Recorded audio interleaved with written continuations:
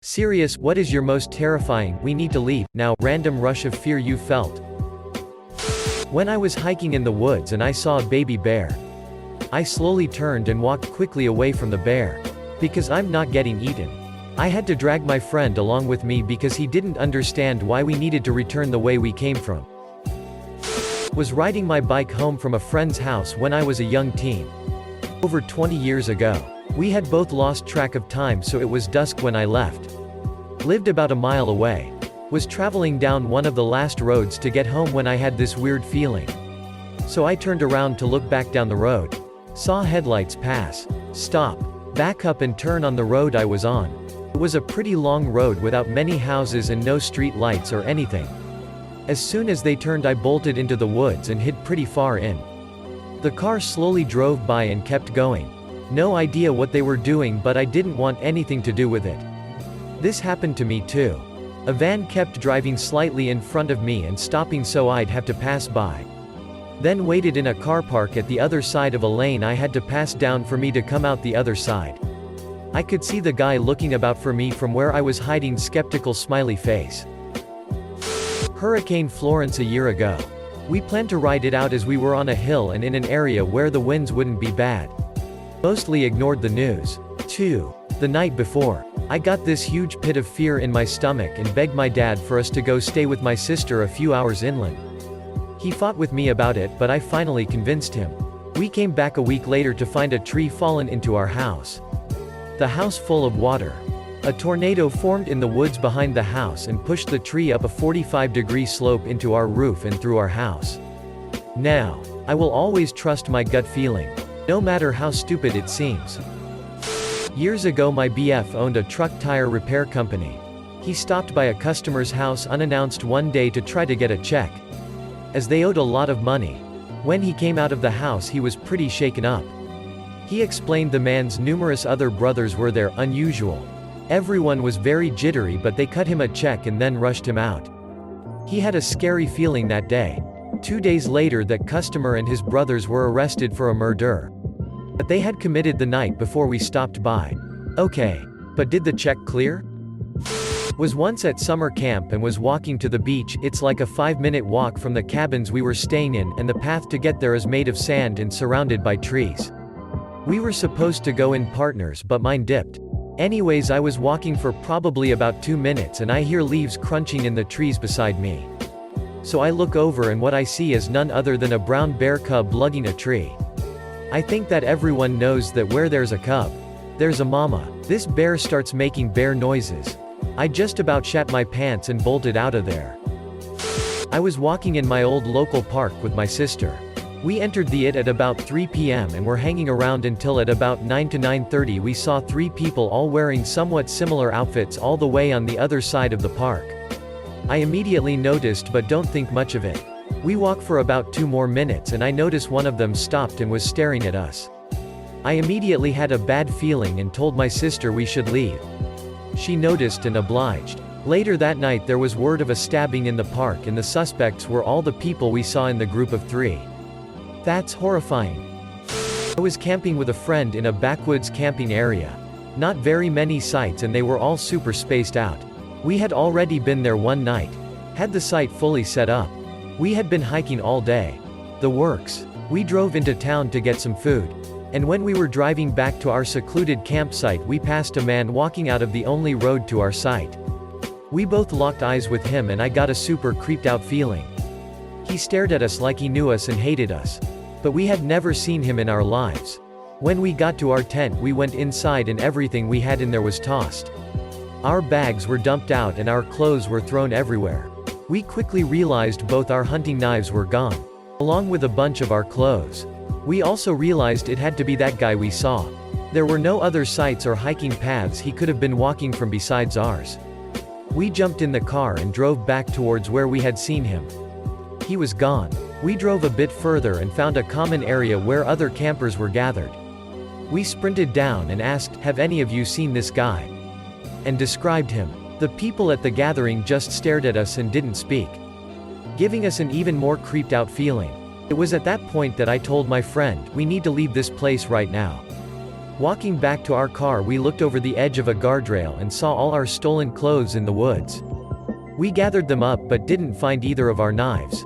Knowing this guy was still out there with those knives and that no one around us cared freaked us out so much.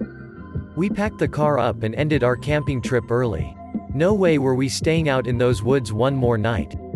This is what kind of common sense I am internally screaming every time I see a scary film about camping. Mind you, the ritual is actually pretty decent. Drinking at a bar with some mates in Sydney, two young guys walked past. And I happened to make eye contact. He flashed a gum at me. And nodded towards the door. I didn't make him ask twice. How considerate of him. I was at a party my freshman year of college and some seedy people were present. The night was getting very tense. But no fights or anything happened. As the night went on, it became very clear to me something was going to happen. I told my friend it was time to leave. No more than 5 minutes after we left, someone was stabbed and the stabber was shot. While babysitting, I heard the sound of glass being scraped with something metal and immediately hid the children in a walk-in closet. I called the police and very nearly escaped being robbed or worse. The way you reacted saved many lives. Good job. I'm sorry that happened. Unfortunately, it's extremely common in my state. It's never happened to me. But I have about 5 gums in my house in case it does. While I never joined up, I was training for the Marines for a while. So I have some training. Even though a real Marine would kick my ass. Anyway, come one night, I'm on my computer at 3 a.m. Couldn't sleep, insomnia, when I hear 3 very solid knocks on my window. That's 7 feet up. I don't hallucinate. I'm always a very sound mind. There was nobody outside and there are no trees near it. There's a fence anyway, so I would have heard the bells all around the fence. I also have 2 dogs in that fence. They have a full-built shed with lights, heat, cooling, etc. They were inside the shed shaking with fear. I felt the worst urge in my entire life to run away. But I grabbed my AR-15 and made sure my dogs were safe. Duck that. Definitely when my town got hit with the worst firestorm we've ever had in 2017. Thomas Fire. We knew there was a fire somewhere. Maybe another town? We weren't too worried. The power is beginning to go spotty. And the winds are howling outside. Then my roommate gets a call from a friend on the other side of town. My house is on fire. You guys need to pack a bag. After the call was over, the power went out and stayed out. So we packed our bags. And I start to hear little plinks against the room. Almost like rain. But it isn't rain. It's just ash. Not 15 minutes had gone by. And I look outside. We lived by a large hill only 2 blocks away. And it was burning. It got there so fast. I got back inside and tell my roommates we have to leave right away. This is when our neighbors started wigging out too. We had to then capture our 3 very scared and confused cats. It was so crazy to drive away and see only blackness ahead of you. But in your rearview mirror only flames. Our neighborhood home ended up being spared. However, many of my friends who lived closer to the mountains were not so lucky. I was at a national park on vacation. The layout was kinda like a crater with a rim you can walk under almost all the way around. Had this major gut feeling of not going down there. Later that day, a lady was killed from kids throwing large rocks, tree branches into the opening. Edit, state park not national park. Was this in Hocking Hills? Cause that happened earlier this year. I was walking by a long stretch of road with no houses. There was a cemetery. A van with 2 guys in it stopped to ask me if I needed a ride. This was in the late 90s. So it's not like hitchhiking was legal. I'm all, no thanks. I'm nearly home. They wouldn't budge. They kept following me with the windows down. Kept saying, come on. Just get in. At some point they just stop. And they start getting out.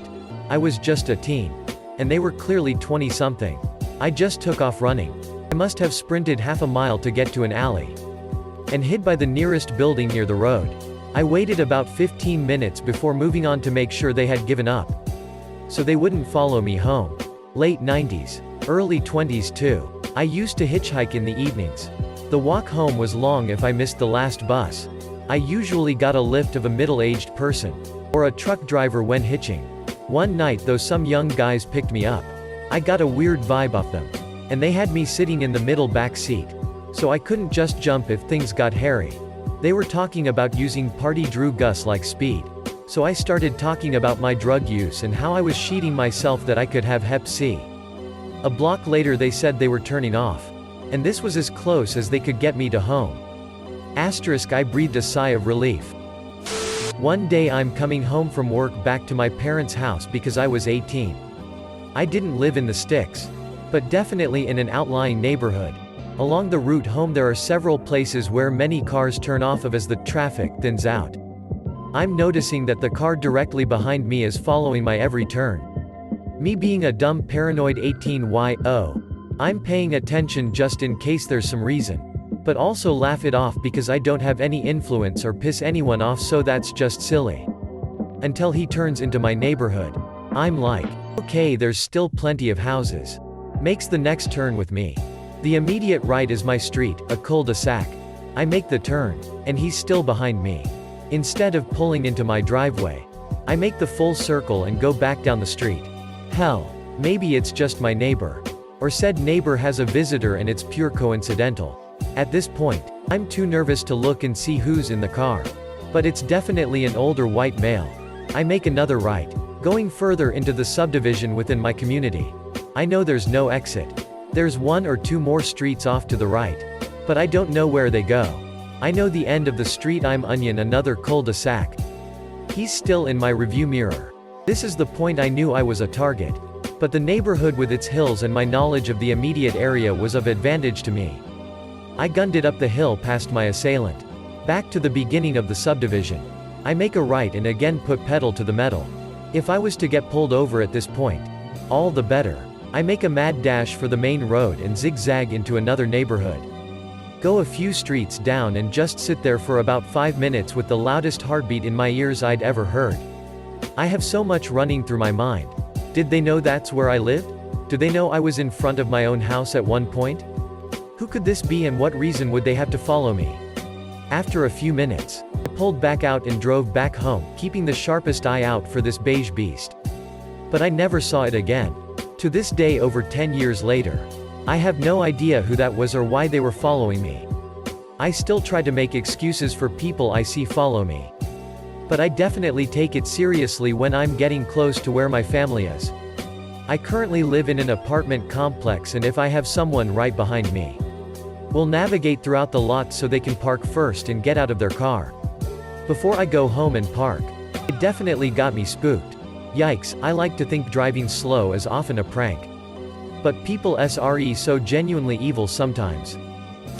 Was on a second date with a guy who wanted to stop at his house to grab something and invited me in. He was super hot, but I wasn't feeling comfortable with him for a reason I couldn't put my finger on. We get to his house, and it was just creepy. He was well off, and the house itself was gorgeous, spotless, and totally sterile. Nothing on the walls, every surface empty, no books, no CDs, nothing. I asked how long he'd lived there, and he said 5 years, while he was in the kitchen. He then asked me to go into his room, grab something, keys I think, from the top drawer in his dresser. I got the coldest chill up my spine, and immediately stepped closer to the front door. There was no way I was letting him come between me and the exit. He asked me again to go to his room, and I laughed and said, "No dude, I'm hungry. Let's go." He asked one more time, visibly annoyed at this point. I proceeded to pretend that I was a bitchy, stupid girl, and made a fuss about being hungry and what the hell was taking him so long. He was pissed, so I walked out of his house down the sidewalk and made him follow me. We got to the car, and I kept pretending to be a bitchy, clueless chick, and demanded he take me home. He did, in cold, furious silence. Then, when he stopped the car in front of my place, he grabbed my face to kiss me goodbye. He bit my lip so hard I was bleeding, and he reached under my shirt and twisted my nipple. I luckily got him off me, falling out my door, and ran inside to the sound of him laughing. I ended up with a bruised face and nipple, cut lip, and was scared that he knew where I lived. But I still feel like I survived a legit serial killer. It was about 2 a.m. in our apartment on the top floor, 3. And we woke up to the fire alarm going off. It was late and we just woke up, and we've kind of been conditioned to feel like fire alarms aren't actually real. And then I saw smoke billowing on from under the door. It was ducking, terrifying, worrying about what was outside that door. And running down the stairs while it burned our lungs and eyes and we could barely see was an unforgettable, terrifying experience. I will remember this and try to take fire alarms more seriously. I was driving my friend and I back from a bar on the way to our Airbnb out in the middle of nowhere, small town NC. At some point early on, a car turns into the road behind us and it's dark, so I don't think anything of it. But the longer we're on the road, the farther we get from civilization, and it is very unusual for another car to be going out the way we are. So about half a mile from our Airbnb, I pull off to a side street and let the car pass. Then we wait 5 minutes, turn around to get back on our road, and lo and behold, the car is just sitting there waiting for us. So we nope TF out, and now I'm flooring it back to town to the bar so we can get to safety. I do a rolling stop through a stop sign and the car finally turns its cops lights on and pulls me over. Dude has the audacity to ask me why I ran a stop sign, and I just go off on him about how ducking terrifying it is to be stalking 2 college girls who don't live in this state all the way back on the 25-minute drive home from the bar. Cop looks real apologetic and lets us off with a warning, saying that he thought we saw he was a cop and that people usually turn off onto side streets like we did when they're trying to avoid cops. I get it, but like, goddamn, that sheet was fucked. I live in Dallas, TX. About almost a month ago, it was Sunday night and I was doing my typical Uber Eats drives around 9 p.m.-ish. I noticed there's a thunderstorm warning right when I thought about stopping for the night, but it cleared, so I decided to try to stay out till 10. I needed to get cheese, so I walk in Kroger, that's where I was parked. As I'm walking in the door, I hear the tornado sirens go off. Then my phone sounds off with the same watch alert. I run and get the cheese, silly I know, and hurry to head home so I can get safe. It clicked in my head that if the siren went off it was a big deal. And I was terrified. I was speeding home and it seemed that every time I passed a stoplight they were turning off behind me. I get closer to my apartment complex and it's all torn up. Shattered windows. Trees down everywhere. But it was so ironic because had I been home I would have been worse than when I was sitting in the Kroger parking lot. Ah, saved by the food. Something similar happened to me.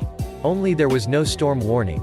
Beautiful summer day. I was visiting my mother in a hospital and had a 1-hour drive back home. 30 minutes into the drive I thought I should make a stop in a small town to get something to eat at a restaurant, which I would never usually do. Because it's cheaper to eat at home.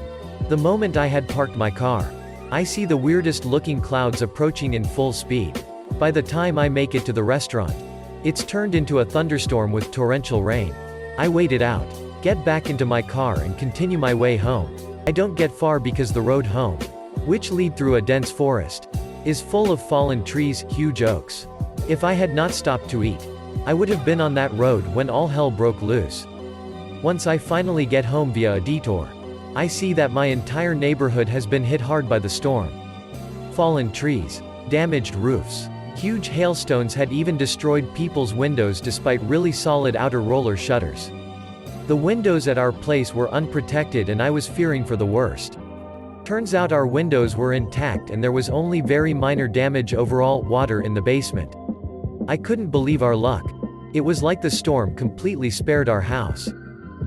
Nephew and I were walking home from getting a pizza at night and he and I just looked at each other and said, "Do you feel that?" in the exact tone, and he and I both looked in the direction we felt it from and got spooked that we both had the same dreadful feeling and decided to run the rest of the way home. He and I have never felt such intense fear. I still think about it and have a feeling someone was watching us. Probably looking for an easy target. This is one of those cases where you 100% trust your gut and ask questions later. Might have been nothing. But often your body responds to stuff you don't even realize is danger and you've just gotta trust it. I was in an Irish bar in Bangkok with my wife. And a group of 5 very muscular Asian guys came in and started to drag a white guy out. The bar owner stood up and yelled, "This does not happen here," and amazingly the 5 dudes listened and went outside to wait for this guy to leave. The owner asked the guy what's going on and he said these dudes were going to kill him. At this point the bar owner was trying to smooth things over and offered us some free beers. But I'm 99% sure this was actually an Irish mob-owned bar and we were there at the wrong time. We were definitely in a hurry to leave. Long story short, we left and never went back.